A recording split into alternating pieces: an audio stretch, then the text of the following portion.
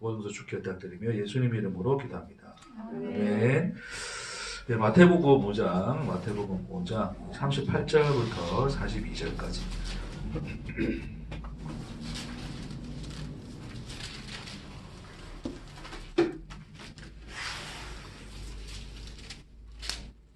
마태복음 5장 38절부터 42절까지 우리 한 절씩 교독하겠습니다. 또 눈은 눈으로 이는 이로 갚으라 하였다는 것을 너희가 들었으나 나는 너희에게 이르노니 약한 자를 대적하지 말라. 누구든지 내 오른편을 치거든 왼편으로 내어라.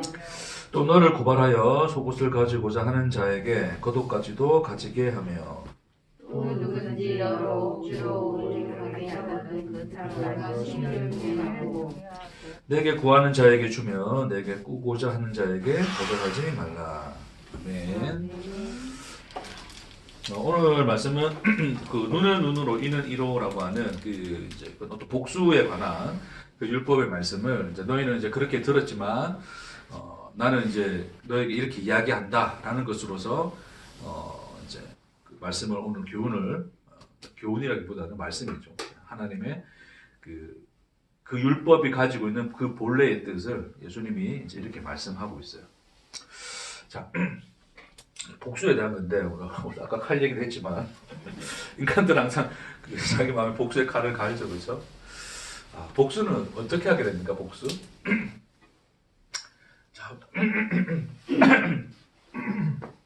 자, 늘 이제 제가 그리는 그림이지만 다시 한번 그리면서 보겠습니다. 자, 인간은 이제 하나님의 이제 사랑이라는 그 생명으로 존재하게 되는데 이제 그 자리가 끊어진 자리가 이제 죄의 현실입니다, 그렇죠? 그래서 인간은 이제 스스로 존재가 되고자 하는 그 속성을 본성적으로 가지고 있는 상태가 죄인의 상태인데, 그러니까 그 속에 생명이 없으니까 자기가 생명이라 여기는 것들, 생명이라 여길 수 있는 것들, 어떤 그런 것들을 끊임없이 구하여서 자기 안에 이제 채워 넣으려고 하죠. 그래서 그것이 또 하나의 선악과라죠. 선악과로서 선악과는 상징이죠, 상징. 선악과는 단순히 뭐 선악을 판단한다는 그런 의미가 아니라 내가 볼 때 저거를 내가 가지면 내게 생명이 있는 거야. 그러니까 내가 저걸 취하면 나는 행복한 거고, 내가 저걸 취하면 성공한 거고, 내가 저걸 가지고 있으면 생명을 가진 거야 라고 하는 자기의 존재성을 이제 스스로 존재해야 되니까 그 존재성을 확보할 수 있는 어떤 그 대상들을 이제 다 구하게 되죠, 그렇죠? 그게 이제 선악과하지 않습니까? 그래서 끊임없이 인간들은 이 세상에서 세상이라는 것을 어떤 선악과라는 대상으로 삼아서 그 세상에서 자기의 존재성을 채울 수 있는 것들로서 채워넣기 위해서 끊임없이 이제 그런 것을 추구하고 사는 그런 상태. 그것을 성경에서는 죄의 현실이라 그러고, 그 죄의 현실을 살아가는 어떤 인간의 스스로 존재가 되고자 하는 인간의 속성을 육이라 그렇게 표현하는 거죠, 육. 자, 그래서 인간의 육들이 이제 끊임없이 그런 어떤 이 자기의 욕망을 추구할 수밖에 없는 이유가 어떤 이런 죄의 현실 속에 있기 때문이다. 자, 그래서 어떤 자기의 이제 존재를 이렇게 자기가 이제 이렇게 확보를 하고 나면 그 확보한 존재를 또 뭐 하고자 하죠? 지키고자 하죠. 그렇죠? 지켜야 되죠. 이거 무너뜨리면 안 되잖아요. 그러니까 내가 살아온 인생을 통해서 나는 성공한 사람이야 라고 하는 어떤 나의 어떤 내 존재에 대한 내 존재성을 확보를 했는데 내가 성공이라 여겼던 것들이 다 무너져요. 그렇죠? 뭐 재산도 다 날아가고 뭐 가정도 깨지고 다 깨져버리면 그게 다 무너져 버리는 거잖아요. 그럼 자기의 존재성이 박탈당한 거니까 그게 두려운 거죠. 그래서 끊임없이 그것을 지켜내기 위해서 인간들은 뭐를 쌓았더라? 성을 쌓았더라. 그렇죠. 그래서 인간들이 쌓게 되는 것이 성이었다. 그 성의 문화였다. 자, 이 성의 문화와 관련해서 결국 이제 복수가 시작됩니다. 복수 이야기가 나오는데 그 대표적인 복수 이야기가 뭐냐면 대표적인 복수의 이야기가 이 성경에서 나오죠, 그렇죠? 라멕이라는 사람의 이야기가 나옵니다. 좀 살펴보겠습니다, 여러분. 창세기 아시는 얘기지만 한번 찾아보시면 좋을 것 같아요. 창세기 4장. 창세기 4장 23절. 창세기 4장 23절, 24절. 눈으로 확인하시고 제가 읽겠습니다. 라멕이 아내들에게 이르되 아다와 실라여 내 목소리를 들으라. 라멕의 아내들이여 내 말을 들으라. 나의 상처로 말미암아 내가 사람을 죽였고 나의 상함으로 말미암아 소년을 죽였도다. 가인을 위하여는 벌이 700일진데 라멕을 위하여는 벌이 77배이었다. 77배 1이로다 하였더라. 그러니까 이게 뭐냐면 이제 가인이 이제 쫓겨나고 난 뒤에 이제 그 자기 자식을 낳고 이제 성을 쌓게 되죠, 그렇죠? 그때부터 이제 성의 문화가 시작되고 그런 또 성의 문화 속에서 이제 이 가인의 후손들이 발전을 해요. 굉장히 또 문명의 발전을 일으킵니다. 자, 그런 중에 이제 어떤 하나의 힘과 권력을 가지겠죠. 그래서 그 중에 라멕이라는 어떤 사람이 나오는데 이 사람이 이제 지은 노래가 이 노래예요. 뜬금없이 갑자기 나오는 거예요. 그 노래의 내용을 들어보니까 무슨 내용입니까? 어떤 소년이, 그렇죠? 젊은 아이가 자기의 자기 상해를 입혔대. 그러니까 뭐 실수였는지 뭐 의도적이었는지 모르겠지만 다친 거예요. 그렇죠? 네. 근데 그 다친 것 때문에 자기가 어떻게 했다 그래요? 그 소년을 죽여버렸다 그러죠. 그렇죠? 네. 그래서 그러놓고 하는 말이 뭐냐면 가인을 위해서는 이제 7배인데 나를 위해서는 77배다. 나 죽이면 너희도 다 죽는 거야. 이제 이런 얘기를 이제 하는 거죠. 그러니까 라멕이 상처를 입었다는 의미가 뭡니까, 여러분? 상처를 입었다는 의미. 결국 자신이 쌓아 올린, 그렇죠? 자기의 존재성을 지켜줄 뭐가 훼손된 거죠? 그렇죠? 이 성이 훼손됐겠죠. 뭐 전부 무너졌다라기보다도 어떤 성의 일부가 훼손됐겠죠. 그러니까 자기 존재성에 위협을 당하고 나니 어떻게 됩니까? 그 존재성을 다시 확보하고 지켜내고 확장하기 위해서 다른 존재라고 여기는 그 존재를 없애버린 거죠. 그렇죠? 자기 눈앞에서. 그렇게 함으로써 또 뭐예요? 자기의 존재성은 증명이 되죠. 그러니까 복수의 본질이 뭐냐면 자기 증명입니다. 자기 증명. 그러니까 인간이 스스로가 이제 존재하고자 하는 그 존재성에서 발현된 끊임없는 자기 증명의 욕구. 그래서 우리가 그러잖아요. 누군가 나를 무시하면 어떤 마음이 들어요? 네? 칼을 갈잖아요. 마음속에서 조용히 칼을 가잖아요. 언젠가 보자, 내가 한번 진짜 내가. 그래서 뭐 또 돈 많고 그런 의시되는 놈, 또그 동창회 같은 데 나갔더니 또 그런 놈 오면, 나도 이번에 넣어놓은 주식이 있는데 이거 대박 치면 내가, 벤츠 말고 벤틀리를 내가 진짜. 그러니까 인간의 어떤 그런 인간들의 마음들이 그렇죠. 사소한 일이라 할지라도 인간들 속에서는 자기 존재가 무시당하거나 위협을 당하는 것을 본능적으로 싫어하기 때문에 자기 존재성을 지켜낼 뿐만 아니라 또한 존재를 증명하기 위해서 끊임없는 인간은 복수의 칼날들을 갈고 있다. 그게 이제 인간들의 본연의 모습인 거죠.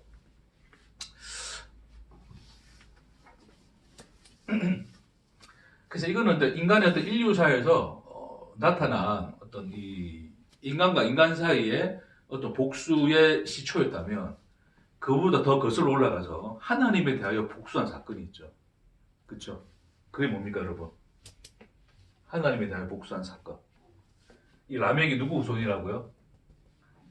그렇죠. 가인 후손이죠. 그렇죠? 자, 가인과 아벨이 있습니다. 가인 있고 아벨이 있습니다.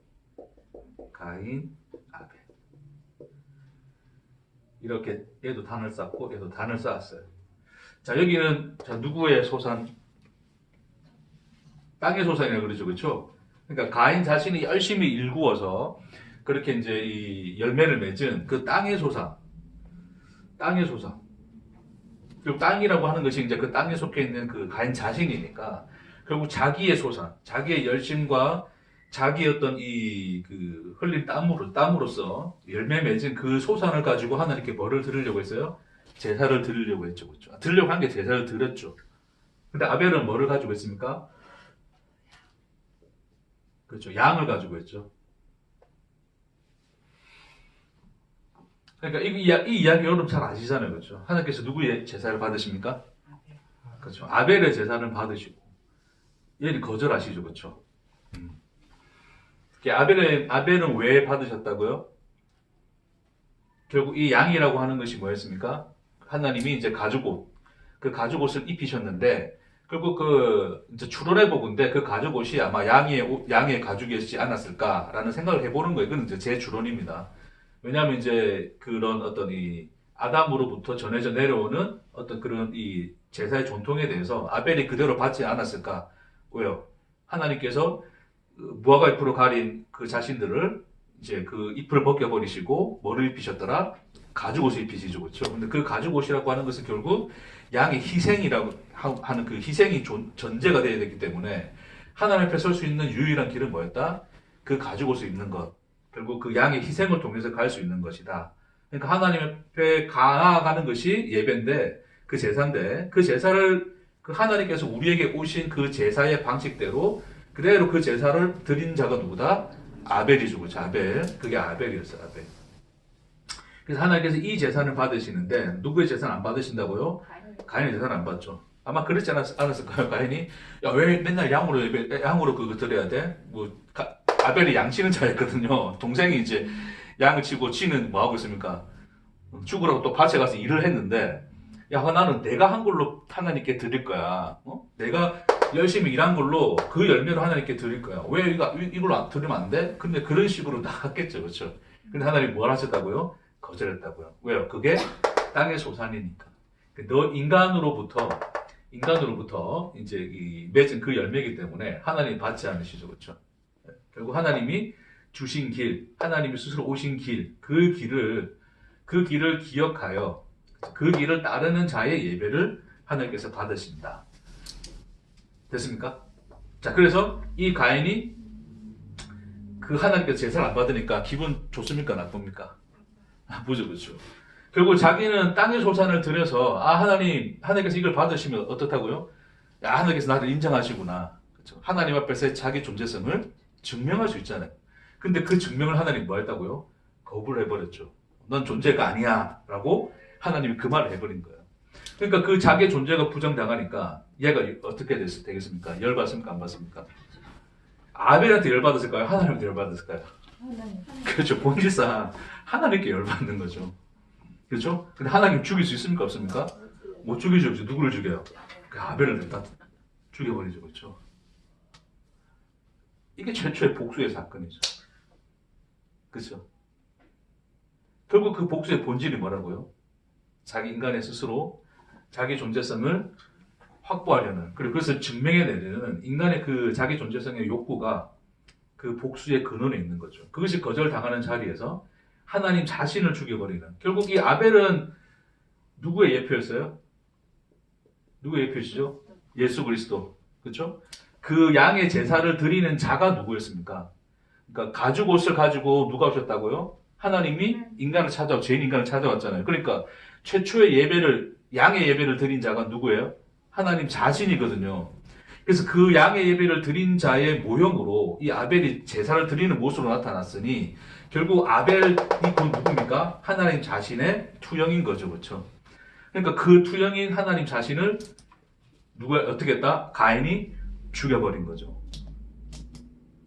그러니까 인간 사이에 서로 복수전이 일어나기 전에 이미 누구에 대한 복수를 하였다? 하나님에 대한 복수를 하였다. 그렇죠. 그것이 이 인간의 복수의 역사가 시작되고 확장되고 끊임없이 또 성경 속에서 보면 복수의 이야기들이 쭉 나오게 되는 이유라고 하는 것입니다.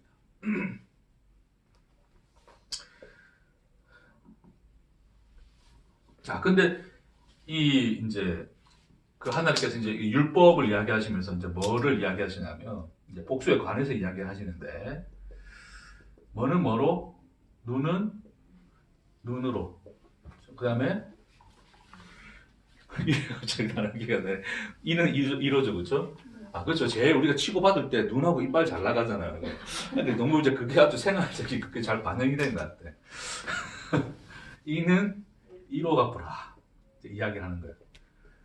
이거는 원래 우리 보통 그 옛날에 고대 역사 속에서도 고대 문서에도 많이 나오죠. 우리 대표적인 함무라비 국전이라든지 그 인간의 어떤 고대 사회 속에서도 복수에 관한 일들이 굉장히 비일비재하게.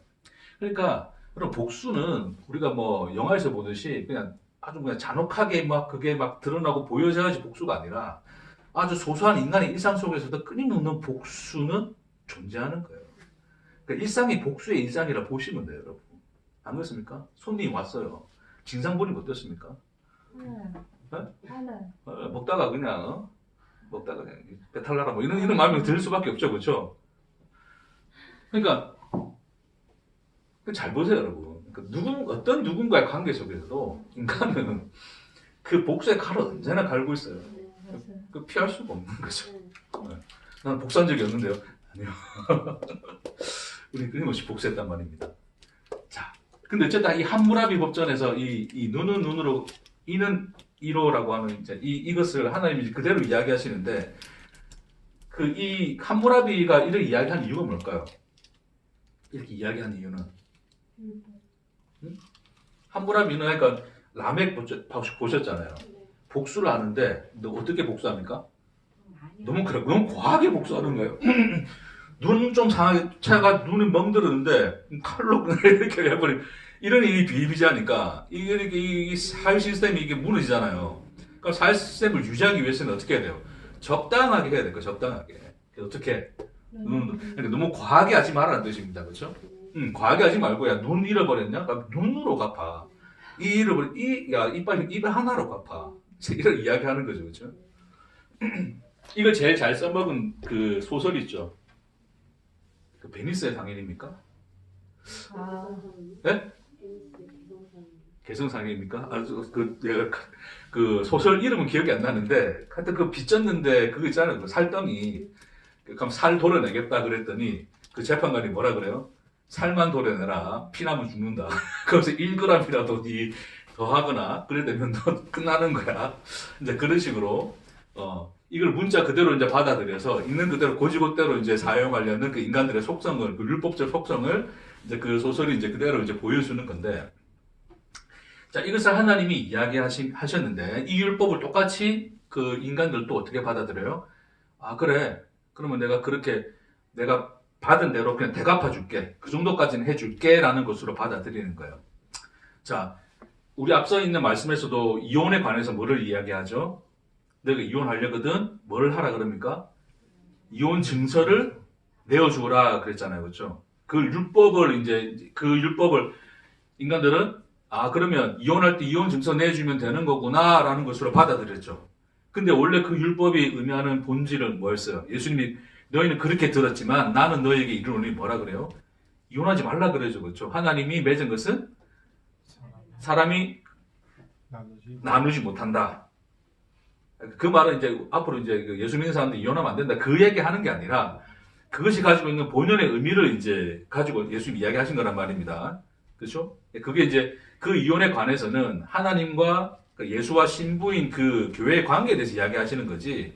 우리 그러니까 예수 믿는 사람 중에 하는 사람들은 교회 오면 안 됩니까? 네. 됩니다. 이혼을 하라 권장하는 게 아니라 그런 말을 또 다른 율법으로 받아들여서 야 예수님 이혼하지 말라 그래. 이혼하는 거 간음하는 거고 그 장가하는 것도 다 간음하는 거니까 하면 안 돼라는 것으로 해가지고 예수 믿는 사람은 이혼하면 안 돼라는 것으로 또 다른 율법으로 받아들이지 말고 그 예수님이 하신 말의 그 본뜻을 무엇을 의미하고 담지했는지를 잘 이해를 하셔야 돼요. 그래서 동일한 거예요. 자, 눈은 눈으로 이는 이로 갚으라고 하는 것을 너희가 들었다. 자, 이것을 똑같이 유대인들은 이혼 증서를 주고 이혼을 해도 돼라는 것으로 받아들였죠. 문자 그대로. 똑같이 이도 뭐로 받아들이는 거예요? 눈은 눈으로 이는 이로. 그럼 어쨌든 갚을 수는 있는 거네. 내가 복수할 수는 있는 거네. 그러니까 하나님이 복수의 가이드라인을 정해주셨네. 할렐루야 이래 된 거예요. 어떤 놈들 나한테 걸려봐라 그러면 나 똑같이 갚아줄게. 그게 다 가능하게 된 거죠. 그렇죠?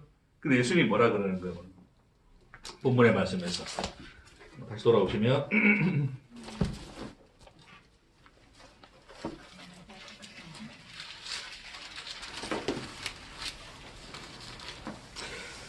자, 또 눈은 눈으로 이는 이로 갚으라 하였다는 것을 너희가 들었으나, 자 보세요 여러분. 이것은 인간의 역사 속에서 인간들이 함무라비 법전이나 여러 가지 고대 문서에서 인간이 자기 사회 시스템을 유지하기 위해서 어떤 그 복수의 가이드라인을 정해준 거였죠. 그렇죠? 근데 그것을 하나님이 인용해서 그럼 너희들은 그렇게라도 살아라고 준 게 아니에요. 율법이 말하는 눈은 눈으로 이는 이로는 인간이 더 과한 복수를 하지 말라는 어떤 그 가이드라인을 정해주는 그런 의미로서 준 것이 아니라 눈은 눈으로 이는 이로라고 하는 이 율법은 다른 본질의 의미를 가지고 있다는 거죠. 그 본질의 이 의미가 뭡니까? 복수를 하라는 겁니까? 하지 말라는 겁니까? 그치? 그 뜻은 결국 복수를 하지 말라는 뜻이었어요. 그 율법의 본질은. 네? 하지 말라는, 그러니까 복수의 가이드라인이 아니라 하지 말라는 것으로 준 건데 그것을 인간들은 뭐로 받아들였더라? 해도 괜찮은 것으로 받아들인 거예요. 그렇죠? 그래서 내가 얼마든지 나의 성을 지키기 위해서 내 존재를 위협하는 그 존재에 대해서 나도 똑같이 갚아주면 되는 것으로서 뭐를 하면 돼? 나를 증명해버리면 되죠. 그렇죠? 네? 내 눈을 멍들게 쓰면 멍들어가지고 자기 존재를 증명하는 것으로서 인간들은 받아들이는 것인데 그러나 예수는 그렇지 않다라고 이야기를 해요. 그렇죠? 그러면서 쭉 하시는 말이 뭐예요? 나는 너희에게 이르노니 악한 자를 대적하지 말라. 오른밤 치면 왼편 돌려대고 속옷 가지고자 하면 겉옷도 주고 오리를 가자고 하면 심리를 가고 구하는 자에게 주고 꾸고자 하는 자에게 거절하지 말라. 그렇죠? 자, 한번 봅시다 그러면. 제가 이제 뭐 이런 거죠. 오늘 청소하기로 했는데 청소하기로 했는데 딴 약속을 잡았다고 하면서 내가 쳤어 그러면 그럼 집사님 기분 나빠가지고 기분 나쁜 게 아니고 쳤어요. 오늘 말씀 들었더니 그래요 왼편 돌려댈게요 라는 것으로서 뭐 그런 거 아닙니다. 바쁜 일 있으면 가셔야죠 당연히. 자 왼편 돌려대라는 그런 뜻일까요? 그러면 그러니까 이 말을 여러분 이걸 잘 생각해 보세요. 악한 자를 대적하지 말라. 오른편을 치거든 왼편도 돌려대고 속옷을 가지고자 하면 겉옷도 주고 꾸고자 하는 자에게도 다 주고 거절하지 말라 그러는 거죠. 그렇게 살 수 있어요? 그러니까 뭘까요? 이게 가진 의미가 뭘까요? 복수하지 말라는 거야. 그래서 복수 안 하는 것도 사실 힘든데, 예? 저 도로가에 나가면 얼마나 뭐 하루에 수십 건의 그 보복 운전이 있잖아요. 요즘 법에 걸릴까봐 조심하긴 하지만, 그러니까 이 말 자체가 가지고 있는 것은 우리에 대한 이야기입니까? 아니면 다른 이야기일까요? 그렇죠. 너무 제가 뜸들 필요 없이 바로 가겠습니다. 오늘 또 25분 끊는 거 아니에요? 지난번처럼. 자, 그러니까 이 이야기를 하면서 자 눈은 눈으로 갚고 이는 이로 갚으라는 것으로서 이야기를 하면서 예수님이 꺼내는 이야기가 뭐냐면 결국 예수님이 십자가를 지기 위하여 가는 과정에서 예수가 직접 겪는 일들을 이야기하시죠. 그 이야기를 잘 살펴보세요. 다 무슨 이야기예요, 여러분? 예수가 십자가에 달릴 때 사람들이 침 뱉고 뺨치죠, 그렇죠? 그때 예수님이 야 왼편도 때려 그랬다는 게 아니라 잠잠하셨죠, 맞죠? 마치 양털을 깎는 자 앞에서 양이 잠잠함 같이 예수 또한 잠잠하시죠, 그렇죠? 그걸 있는 그대로 받아들이시죠. 그리고 예수를 뭐합니까? 속옷을 가지고 오는 자에게 모든 옷이 다 벗겨져 죽임을 당하시죠, 그렇죠? 그리고 억지로 오리를 가고자 하거든 어디를 맨일을 동행하십니까? 그게 뭐예요? 그게 십자가의 본질이잖아요. 그러니까 십자가라고 하는 것이 뭐예요? 십자가는 뭡니까? 십자가. 다 짊어지는 거죠. 남이 거. 다 짊어져. 예, 좋습니다. 그러니까 우리 죄로 말미암아서 멀어진 하나님과 우리와의 거리, 그걸 오리라 한다면 예수는 어디까지 가셨다고요? 심리를 가진다고요. 그렇죠? 우리가 지옥을 가더라도 그 지옥까지 쫓아와 우리와 함께 동행하신 이가 누구시더라? 예수시더라. 하나님이시더라를 십자가로 보여주신 거잖아요. 그렇죠?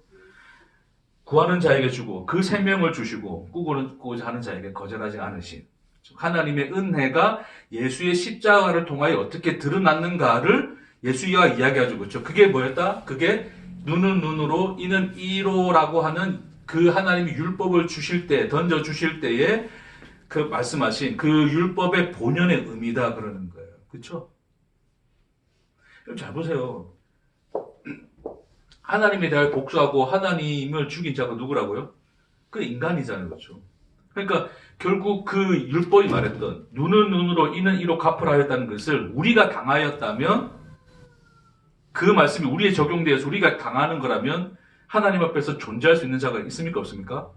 없죠. 그렇죠? 근데 그 눈은 눈으로 이는 이로라고 하는 그 갚음을 당하신 분이 누구시라고요? 그게 예수라고요. 예수. 그러니까 우리가 하나님의 눈을 상하게 하였고 하나님의 이를 상하게 하였고 하나님을 죽여버렸는데 그에 대한 그 갚음이 누구에게로 갔다? 예수에게로 갔다. 그러니까 그 율법이 이미 던져질 때 하나님은 누구를 보며 이야기하는 거였다? 예수를 보며 하시는 얘기였다. 내가 내 아들을 보내어 눈은 눈으로 이는 이로 그에게 갚으리라를 율법에서 이미 말씀하신 거예요.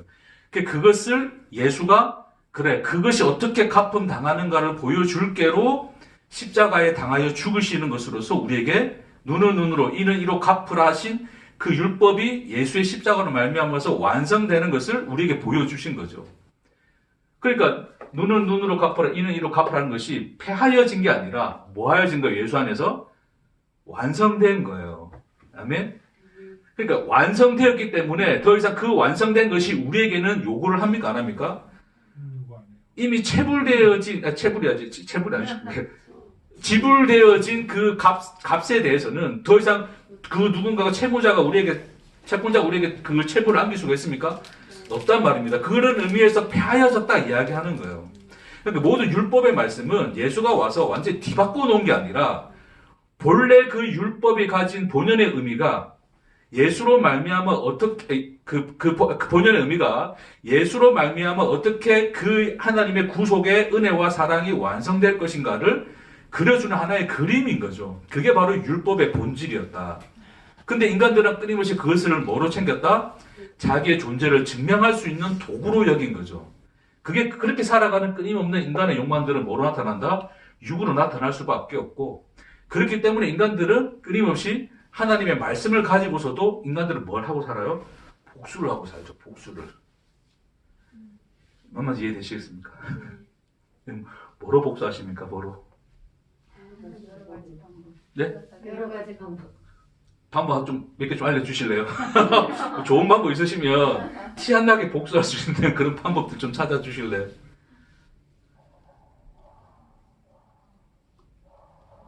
그러니까 우리 예를 이런 거예요. 자, 하나님의 택한 백성은 이제 그 고난을 받게 되고 그 고난의 여정 속에서 하나님의 은혜를 알게 되어서 하나님의 어떤 이 생명과 영광에 이르게 된다라는 어떤 우리의 그런 인식들을 가지고서 그렇지 기성교회가 추구하고 있는 어떤 그런 기복과 그런 어떤 이 잘못된 인간의 그런 이 신앙을 떠나서 우리는 복음의 진리를 붙드는 자로서 고난도 넉넉히 담당하고 그 하나님 약속하신 길을 따라서 걸어가고 있는 우리야라고 하는 그런 마음 우리가 가지고 있잖아요. 그렇죠? 인간이 가지고 있는 거죠. 예를 들어 이런 거예요. 나는 너무 힘들고 나는 너무 또 가난하고 고난당하고 막 삶이 힘들고 어려워. 근데 그 누군가를 보면 삶도 넉넉하고 아주 여유롭고 별로 고난도 없고 잘 살고 있는 것 같아. 근데 저하고 나와의 차이점을 보니까 나는 뭘 하고 있어요? 복음을 알고 있어. 뭘 알고 있습니까? 진리를 알고 있어. 그러니까 나는 저 인간하고 나는 어때요? 나는 비록 고난당하고 나는 비록 지금 힘들고 저들보다 가난하지만 저들보다 뭐합니까? 나는 복음과 진리를 알고 있으니까 네? 그렇죠. 다르다. 나는 잘 가고 있다. 잘 되고 있다. 이렇게 생각하죠. 그게 복수입니다, 여러분. 그렇게 복수하고 있다고요. 그 사람하고 나하고 뭔 상관이에요? 우리는 왜요? 내가 복음을 알았다는 것으로서 가난하고 힘든 나의 삶을 막 합리화시키죠. 그래서 내 존재를 증명하는 거예요. 나는 잘 가고 있는 거야. 가난하고 고난받아도 잘 가고 있는 거야. 그런 거죠. 근데 예를 들어서 넉넉하고 잘 사는 사람이 우리에서부터 복음을 깨달았네? 진리를 알았네? 근데도 고난도 안 받고 아주 소위 복되고 풍성하게 잘 살고 있네? 여러분 회의가 들지 않을까요? 가인처럼 되지 않을까요? 나도 이왕 진리를 알고 복음을 알 것 같으면 이왕 나도 잘 살고 문제없고 형통하고 잘 살면 되지. 왜 저 인간은 저렇게 잘 살면서도 복음을 알고 진리를 아는데 왜 나는 개고생을 합니까? 라는 그런 마음이 안 되겠습니까? 그게 동일한 마음인 거예요. 그러니까 저 부자나 여유롭게 사는 사람들은 복음이나 진리를 알면 안 돼. 그러면 나는 마음 상할 거야. 이래 되는 거예요. 그러니까 내가 지금 가난하고 막 힘들고 막 이런 것들이 나는 그래도 이런 과정을 통해서 하나님을 알고 복음을 알게 돼서 나는 행복해. 나는 이걸 잘 가고 있어. 그런 것으로서 내가 그래서 행복의 대상이나 행복의 이유로 삼는다면 그 자체가 자기 존재를 다른 방식으로 증명하는 것이고 그렇기 때문에 그 자들에 대하여 내가 은밀히 동경하는 그 부유한 사람들을 내가 가지지 못해서 시기하고 있는데 그 사람들에 대하여 뭐 하고 있는 겁니까? 복수하고 있는 거예요. 그렇죠. 근데 목사님 어떤 누구도 행복해 보이는 삶이 없어 보이죠? 그러니까 다 나름대로 그렇죠. 남대로 고난이 있고 힘든 거 있어요. 이제 예를 든 겁니다. 그럴 수 있다면 그런 사람들을 본다면 우리는 그런 것에 대해서 우리는 뭘 느낄까요? 그러니까 우리가 이렇게 생각하는 이유도 야, 저 부자래도 저렇게 넉넉하게 사는 사람이라도 자기만의 고난과 이게 힘듦이 있을 거야 라는 것으로서 나처럼 나는 다른 방식의 고난당하고 저 사람도 다른 방식으로 고난당하지만 다 똑같이 고난받는 거야로서 평준화시키고 싶은 거잖아요. 아니 그냥 그렇던데요 사실은. 사실은 이제 그럴 수 있는데 예를 들자면 우리는 확실히 모르니까 그러니까 그런 마음을 우리가 지니고서 나는 이렇게 지금 힘들고 어려운 시기를 고난의 그 삶을 사는 것은 결국 하나님이 복음을 알고 하나님의 진리를 알게 하기 위한 하나님이 택하신 나의 삶의 길이고 인생의 길이야라는 것으로서 저들과 나의 다름을 구분하고 있다면 그거 자체가 뭐다? 자기 존재를 다른 방식으로 증명하는 것이 되고 그 증명하는 방식 다른 존재를 증명하기 때문에 결국 그것이 뭐로 나타난다? 복수로 드러난다는 거예요. 그러니까 현실은 물론 그 어려운 사람도 다 어릴 수 있어요. 그 넉넉하게 보이는 사람도 어릴 수 있고 넉넉한 게 아니라 고난 받을 수 있어요. 근데 그걸 모르겠고 그냥 만일에 진짜 여유도 있고 아주 뭐 문제도 없고 건강하고 뭐 태어날 때부터 죽을 때까지 좋게 살다가 가는 사람인데 예를 들어서 복음을 알고 진리를 알았다는 것을 우리는 받아들일 수 있습니까? 없습니까? 그걸 못 받아들이죠. 왜요? 지금 내가 고난받고 어떻게 해요? 이걸 살아냄으로써 뭘 한다? 복음을 알고 진리를 안다는 것을 설명을 해야 되고 내 어떤 이 고난의 현실을 그것으로서 합리화시켜야지 그래나마 내가 위로가 되니까 사람들은 그런 방식으로 자기의 어떤 현실과 자기의 존재를 증명하고 싶어 하는 거예요. 그런 방식으로서 우리가 복음을 이해하고 진리를 이해한다면 그 자체도 뭐다? 여전히 복수의 길에 서 있을 수밖에 없다. 그러니까 다시 말해서 예를 들자면 정말 여유롭고 넉넉한 사람이 복음을 알고 진리를 알고 있으면 우리는 여전히 그에 대하여 뭐를 가지게 될 수밖에 없다? 시기심을 가질 수밖에 없게 된다. 왜? 하나님 왜 나는 이런 개고생을 시킵니까? 라는 하나님에 대한 그 가인이 가졌던 그 마음이 우리 안색이 변하여 분해질 수 있다. 그게 만일 그렇다면 우리가 어떤 그런 의미로서 그 복음과 진리를 알고 있다면 그것은 그럴 수밖에 없어요. 그렇죠? 그렇다면 복음과 진리는 뭡니까? 예수가 주신 그 생명이라는 게 뭡니까? 그게 뭐예요, 여러분? 자, 보세요. 이제 금하고 이제 오늘 마칠 거예요. 우리가 예수를 만났다는 것은 결국 하나님이 우리를 어떻게 사랑하셨는가, 그 사랑이 무엇인가를 알아. 그 사랑으로 존재가 되죠. 그러니까 스스로 더 이상 존재가 될 필요가 있습니까? 없습니까?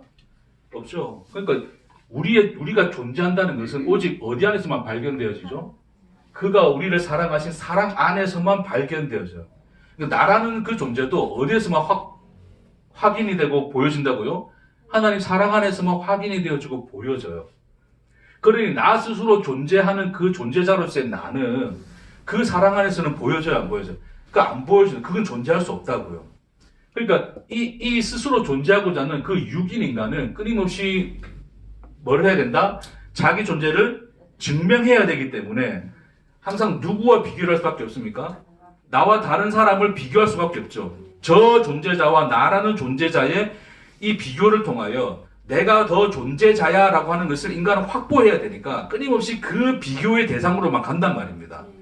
근데 하나님의 사랑 안에서 발견되어진 그 존재, 그 나라고 하는 하나님이 사랑하신 그 나는 다른 누구와 비교될 대상입니까? 아닙니까? 그 존재는 하나님의 사랑으로 존재하니 누군가 비교 대상이 없잖아요. 존재 근원이 그 사랑이니까. 그 사랑 안에서 충만하여지고 그것으로서 생명을 얻은 자의 자리에 있기 때문에 다른 존재자가 어떤 삶을 살든지 간에 나하고 관계 있습니까? 없습니까? 없다고요. 그러니까 내 고난의 현실이 하나님의 복음을 그리고 하나님의 진리를 깨닫기 위한 어떤 과정으로서 존재한다면 잘 보세요. 그러면 하나님의 은혜와 진리를 깨닫기 위하여 나는 고난을 받아야 되는 뭐 해야 됩니까? 대가를 치르고 있는 거잖아요. 대가를 치르는 거고 하나님의 복음과 진리, 은혜는 결국 그 대가에 뭐로 주어지는 겁니까? 또 다른 보상으로 주어지는 거잖아요. 근데 저 사람은 고난 안 받은데도 하나님의 은혜와 진리를 알면 저 사람은 대가를 안 치르는데 보상을 받으니까 끊임없이 뭐 할 수밖에 없어요? 시기와 질투가 남아있는 거예요. 그게 보상, 그게 복수의 자리에 서 있는 육의 상태란 말입니다. 우리 육의 현실. 근데 하나님 사랑 안에 거하여 하나님 사랑 안에 존재하는 나를 보게 되면 그 안에서 내가 존재가 되어 있으면 그 생명으로 충만해져 있으면 이 하나님의 사랑과 은혜가 주어지는 것은 내가 고난받고 내가 시련을 겪기 때문에 그것 때문에 주어진 보상이 아니라 그거와는 관계 있습니까? 없습니까? 없다고. 그러니까 여러분 착각하지 마세요. 내가 고난받고 시련받는 것은 하나님의 사랑을 깨달아가는 과정이야. 모릅니다. 아무리 고난받고 시련받아도 하나님의 사랑 모르는 사람도 많아요, 여전히. 그것은 어떤 하나의 조건이 되고, 야, 네가 고난받고 시련받아야 하나님의 은혜에 알아라고 하는 것은 하나의 또 이 인과의 관계잖아요. 그러니까 우리의 고난과 시련이 원인이 되고 근거가 되고 그에 대한 보상으로서 하나님의 은혜와 사랑이 들어오는 것이니까. 이해하시겠습니까? 그러니까 하나님의 사랑은 예수의 십자가라고 하는 그 십자가 안에서 증거하신, 확증하신 하나님의 사랑이 비춰질 때 비로소 그 사랑이 오는 거예요. 우리의 고난과 시련의 대가로서 오는 게 아니란 말입니다. 이해하시겠습니까? 그것을 알게 되고 그 사랑 안에 거하게 되면 그 사랑 안에 거하는 나는 그 사랑으로 충만하여 존재하고 있는 나니 나 스스로 존재하기 위하여 남과 끊임없이 비교하여 증명하였던 그 자리에 서 있을 수 있다 없다? 없다. 충만하신 뭐만 바라본다. 하나님의 사랑과 그의 은혜와 영광을 바라보겠다. 그것이 여러분 안에 있는가를 묻고 싶은 겁니다. 주님이.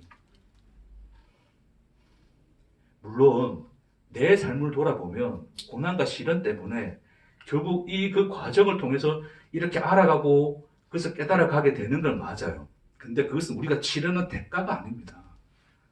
제가 말씀드렸잖아요. 네? 하나님이 우리를 뭔가 이 세상에서 뭐 진흙탕에도 집어던지고 어디 집어던져가지고 똥개 훈련하듯이 그렇게 훈련하고 단련시켜서 이렇게 맺어가는 게 아니라고요. 하나님은 다루시는 하나님이 아니랬잖아요. 함께 사시는 분이랬습니다. 그리고 넉넉히 하나님이 이 고난과 시련 해석하지 마세요. 해석 안 됩니다. 그건 뭘 해석하려고 그럽니까? 내가 결국 하나님의 은혜와 사랑 깨닫기 위한 과정이야? 그러지 마십시오. 우리는 몰라요. 그냥 살아가는 것이고 그 시련의 과정을 지나가는 것뿐입니다. 그러나 그 속에 하나님이 말씀을 우리에게 뭐 하셨어요? 비춰주시고 보여주셨죠. 약속하셨죠. 어떻게? 내가 너와 함께 하노라. 그 시련을 살아내고 고난을 함께 살아내노라. 이것은 너와 나만의 이야기니라. 다른 누군가가 끼어들지 못한다. 너와 나의 스토리다. 그러니 너와 나의 이야기니 너와 나만 생각하자를 주님이 요청하십니다. 너를 증명할 필요도 없고 다른 누가 비교할 필요도 없느니라. 누가 여유롭게 고난 없이 잘 살아서 복음, 은혜, 진리 깨닫는다 하더라도 그건 나와 상관없는 일이에요. 그렇기 때문에 복음이라고 하는 것은, 하나님의 진리, 은혜라고 하는 것은 우리가 당하는 고난과 시련이 근거가 될 수가 없습니다. 이거는 알 수 없는 우리의 시간을 살아가는 것이고 우리의 인간의 개개인의 역사를 살아가는 과정인 것뿐이지 해석되지 않아요.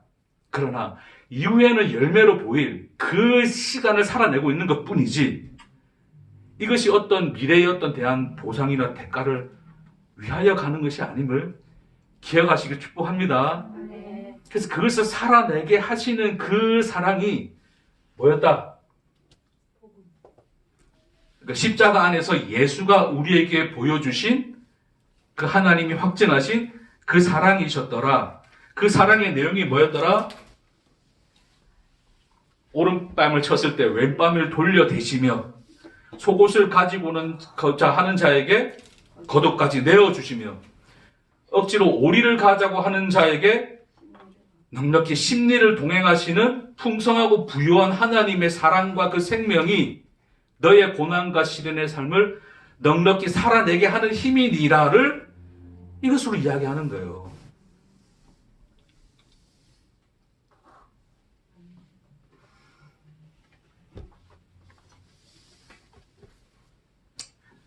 요구 좀 한번 보고 이제 말씀을 정리하겠습니다. 예수를 믿는 게 무엇인가? 요한복음 10장.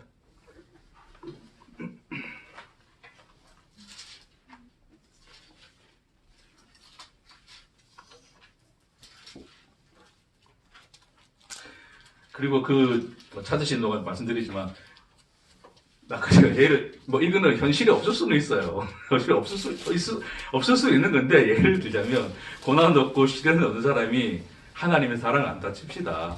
그렇죠? 그럴 수도 있죠. 왜요?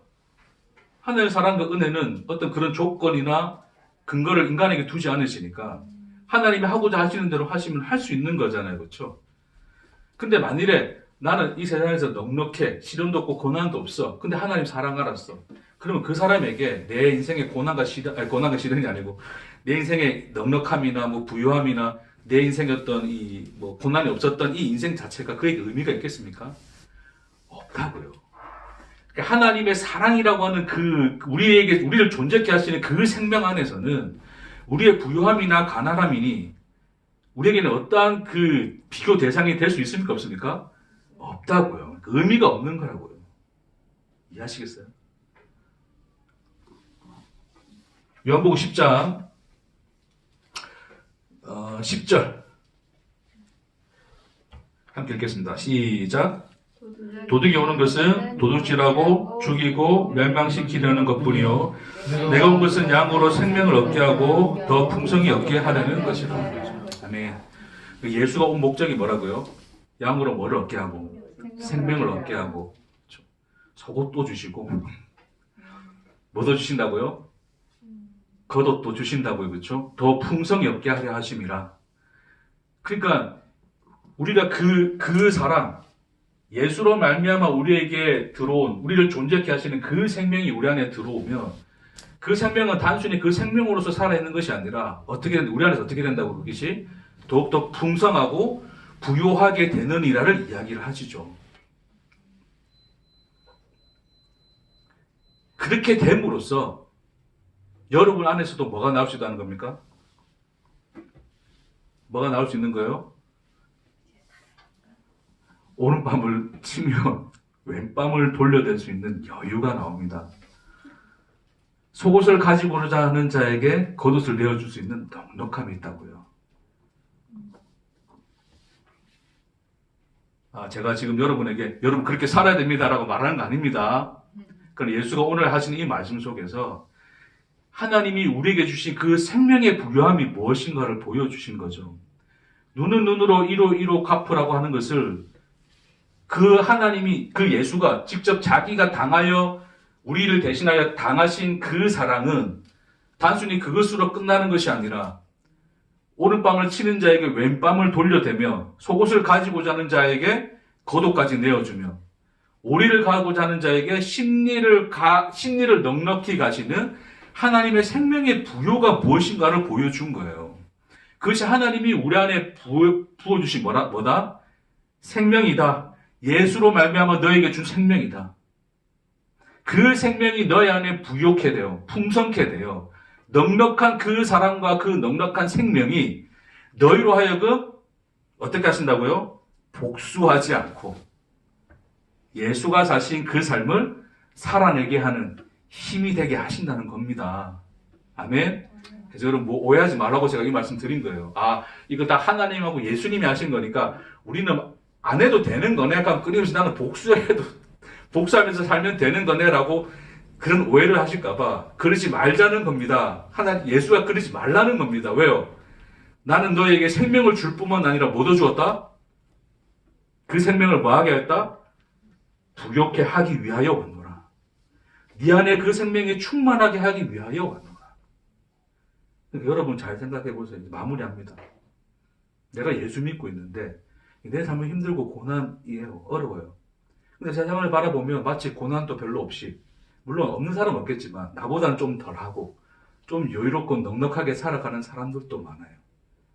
근데 그 사람들과 나 자신을 바라보면서 그래도 나는 예수를 알고 예수를 믿고 있으니 저 사람들보다 나아라는 그런 반대 보상 심리로서 자기를 위로하고 있다면 여러분은 주님의 생명의 부유함을 알지 못합니다. 주님의 생명의 부유함이, 그 풍성함이, 넉넉함이 여러분 안에 넘쳐 흐르면 남의 그런 상황이 보이지가 않아요. 비교 대상이 아닙니다. 왜요? 부유함이나 가난함이나 하나님의 사랑 안에서는 별 의미 없구나. 그 사랑의 넉넉함이 세상의 모든 판단 기준과 그 높낮이를 덮어버리시구나.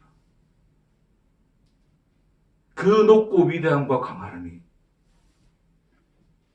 나를 둘러싸시고 내 안에 충만하시고 날마다 흘러넘치는구나 를 보게 되시고 고백하시는 저와 여러분들에게 주의 이름으로 축복합니다. 복사하지 마십시오. 목사님 또 설교 오래 했다고, 오래 했으니까 오늘 다음 주 안 나올까요? 뭐 복사하지 마시고 넉넉히, 혹 고난과 시련이라도 넉넉히 여러분과 함께 살아가시는 그 사람으로 살아내시길 주의 이름으로 축복합니다. 기도하겠습니다. 주님, 우리 존재는 주님 사랑으로 충분합니다. 주여, 이 고백이 우리 날마다의 고백이 되게 없어서 우리에게 주신 생명의 그 크심과 놀라움과 부요와 영광과 충만함이 우리에게 넉넉히 흘러넘쳐서 우리의 고난과 시련도 덮어버리도록 주여 우리를 붙잡아 주시고 함께 하옵소서. 감사드리며 예수님 이름으로 기도합니다. 아멘.